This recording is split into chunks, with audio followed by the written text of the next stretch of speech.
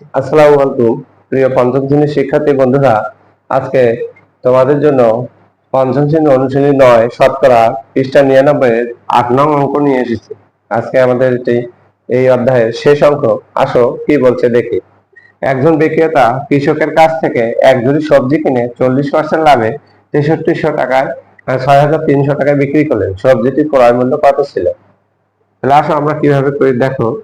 সমাধান: 40% লাভ অর্থাৎ ক্রয় মূল্য 100 টাকা হলে বিক্রয় মূল্য 100 যোগ 40 টাকা 140 টাকা। এখানে আমাদের সবজির ক্রয় মূল্য চাইছে, তাহলে আমরা ক্রয় মূল্য ডান দিকে লিখবো এবং বিক্রয় মূল্য বাম দিকে লিখবো। তাহলে বিক্রয় মূল্য 140 টাকা হলে ক্রয় মূল্য, বিক্রয় মূল্য 140 টাকা হলে ক্রয় মূল্য 100 টাকা। বিক্রয় মূল্য 1 টাকা হলে ক্রয় মূল্য উপরে 100 নিচে 140 টাকা। বিক্রয় মূল্য 6300 টাকা হলে ক্রয় মূল্য 100 গুণ 6300 নিচে হচ্ছে 140।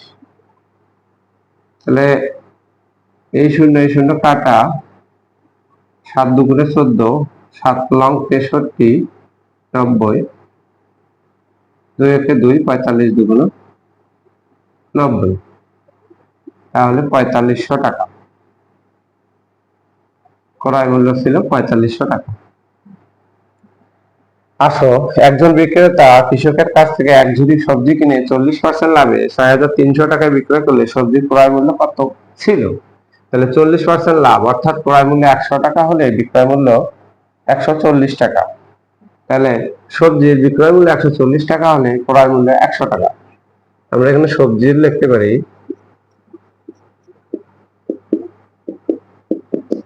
তাহলে সবজির বিক্রয় মূল্য 140 টাকা হলে ক্রয় মূল্য 100 টাকা। সবজির বিক্রয় মূল্য 1 টাকা হলে ক্রয় মূল্য কম হবে, তখন ভাগ হবে।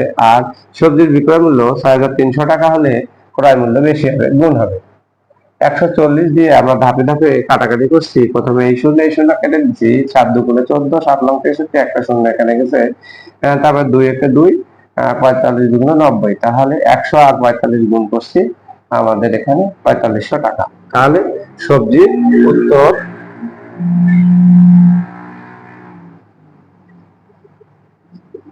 সবজির ক্রয় মূল্য ছিল 4500 টাকা।